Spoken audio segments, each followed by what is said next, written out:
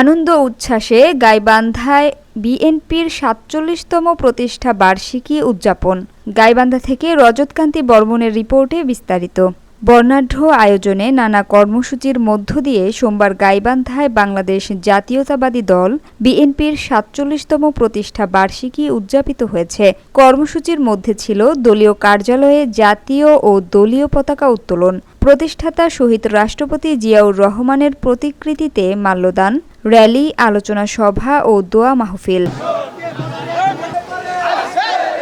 দলীয় কার্যালয় চত্বরে আয়োজিত অনুষ্ঠানে সভাপতিত্ব করেন জেলা সভাপতি অধ্যাপক ডাক্তার মইনুল হাসান সাদিক এবং সঞ্চালনায় ছিলেন সাধারণ সম্পাদক মাহমুদুন্নবী টিটুল। এ সময় বক্তব্য দেন কেন্দ্রীয় সহ সাংগঠনিক সম্পাদক অধ্যাপক আমিনুল ইসলাম, জেলা সহ সভাপতি মোহাম্মদ শহীদুজ্জামান শহীদ, আব্দুল আওয়াল আরজু, সাংগঠনিক সম্পাদক মোশাররফ হোসেন বাবু, অ্যাডভোকেট মঞ্জুর মোরশেদ বাবু ও আনিসুর রহমান নাদিম প্রমুখ।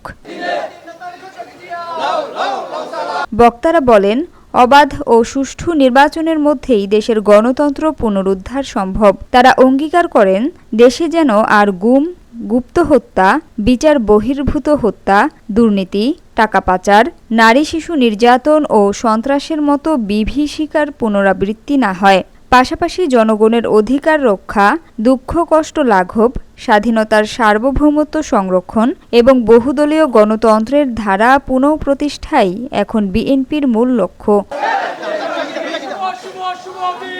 এদিন সকাল থেকে বিভিন্ন অঙ্গ সংগঠনের নেতাকর্মীরা মিছিল নিয়ে দলীয় কার্যালয়ে সমবেত হন। ঢাকাস্থ গাইবান্ধা জাতীয়তাবাদী ফোরামের সদস্য সচিব ইঞ্জিনিয়ার এটিএম মাজেদ হাসানও একটি মিছিল নিয়ে অনুষ্ঠানে যোগ দেন। Samia Sultana, GBC television.